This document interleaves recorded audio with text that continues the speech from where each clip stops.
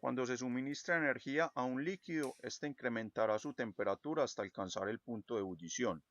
A partir de allí se dará un cambio de fase a temperatura constante. También es posible afirmar que la temperatura de ebullición que una sustancia alcanza es una función de la presión absoluta. Para el caso de calentar agua en un recipiente abierto, la temperatura a la que ebulli depende de la presión atmosférica del lugar. En la medida que la presión aumenta, mayor será la temperatura de ebullición. Por ejemplo, si calentamos agua en un recipiente abierto a nivel del mar, es decir, a una presión de una atmósfera, la temperatura de ebullición será de 100 grados centígrados, mientras que si calentamos la misma agua en el Everest, donde la presión es un tercio menos de la presión a nivel del mar, la temperatura de ebullición será de 70 grados aproximadamente.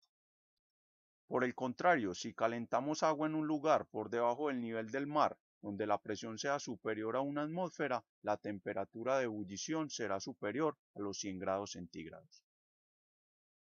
Si graficamos la temperatura versus la entalpía o energía, podemos ver que a una presión P1, la sustancia empieza a incrementar su energía hasta llegar al punto de líquido comprimido. En este punto se empieza a dar un cambio de fase a temperatura constante. Esta es considerada la temperatura de ebullición. Cuando toda la sustancia pasa a estado gaseoso, se dice que la energía absoluta es la entalpía de vapor. Si continuamos adicionando energía a presión constante, el vapor incrementará su temperatura y pasará a la zona de vapor sobrecalentado. Si incrementamos la presión del sistema de P1 a P2, la temperatura de ebullición sería mayor que la encontrada en la presión P1. Como conclusión, es posible afirmar que para cada presión existe una única temperatura de ebullición. A continuación, se listan cada uno de los elementos que componen el sistema de pruebas de presión de vapor para diferentes sustancias. El equipo completo para pruebas de presión de vapor está compuesto por bomba de vacío e interruptor. Estas permiten accionar y generar vacío al sistema, específicamente a la sustancia que está alojada en el balón portamuestras. Balón portamuestras y sistema de calentamiento. Alojan y suministran energía de calentamiento a la sustancia respectivamente. La válvula de apertura de vacío permite que la bomba extraiga el aire del balón portamuestras para generar vacío. El vacúometro indica la presión manométrica de vacío del sistema. El condensador, alimentado por agua fresca, permite que el vapor que se genera sea condensado para mantener el sistema en cuasi equilibrio termodinámico. El sistema de alimentación de agua permite regular la entrada de agua al condensador y al enfriador de la bomba de vacío.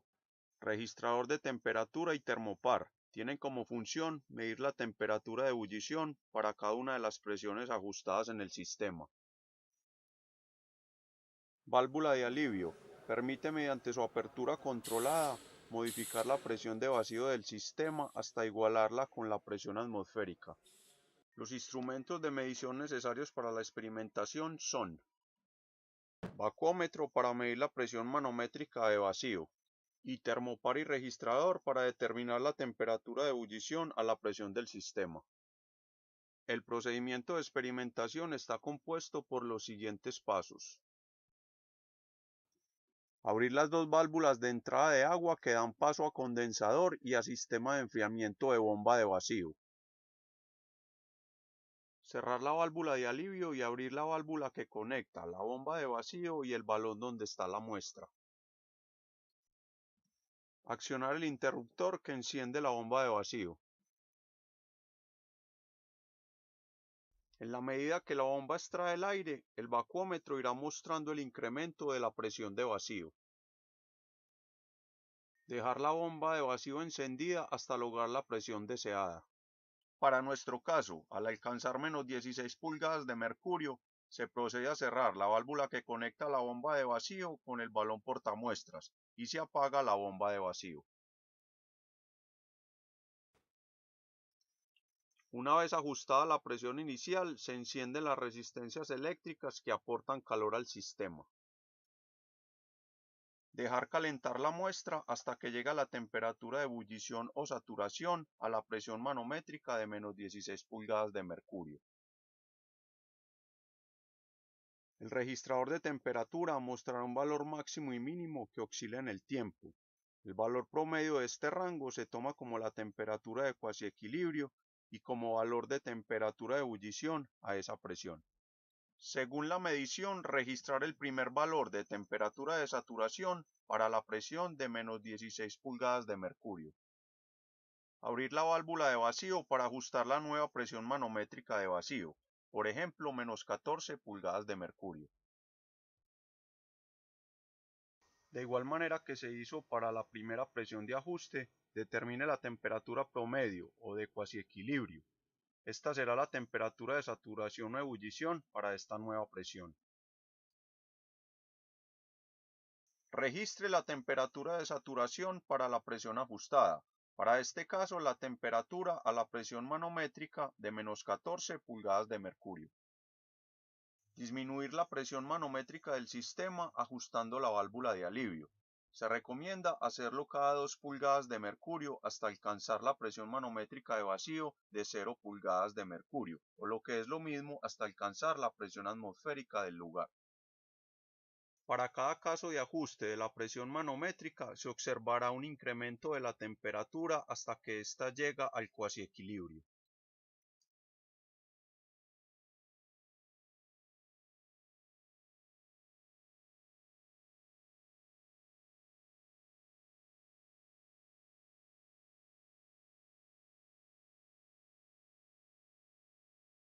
Pasados los minutos podrá notarse la ebullición de la sustancia, que para nuestro caso es agua, y esta se dará a la temperatura de saturación o cuasi equilibrio.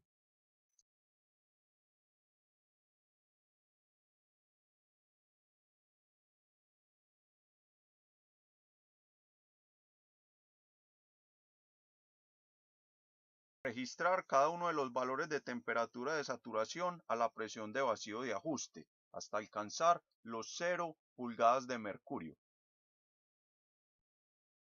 Luego de las mediciones en campo, verificar que se tenga entre 8 a 10 datos que relacionan para cada presión manométrica una temperatura de saturación. Cálculos y resultados. Utilizando un programa computacional de propiedades termodinámicas o tablas de los libros, hallar para cada presión absoluta la temperatura teórica de saturación y compararla con la medida experimentalmente. Calcule el porcentaje de error para cada medición. El siguiente paso es elaborar una gráfica del logaritmo natural de la presión absoluta versus el inverso de la temperatura, ambos datos experimentalmente, teniendo en cuenta unidades de milímetros de mercurio para la presión y Kelvin para la temperatura. Podrá verificarse que la tendencia de la gráfica es una línea recta que cumple la ecuación de Clausius-Clapeyron. Determine de la ecuación de tendencia la entalpía de vaporización y compárela con el valor promedio de la entalpía de vaporización. Halle el error porcentual.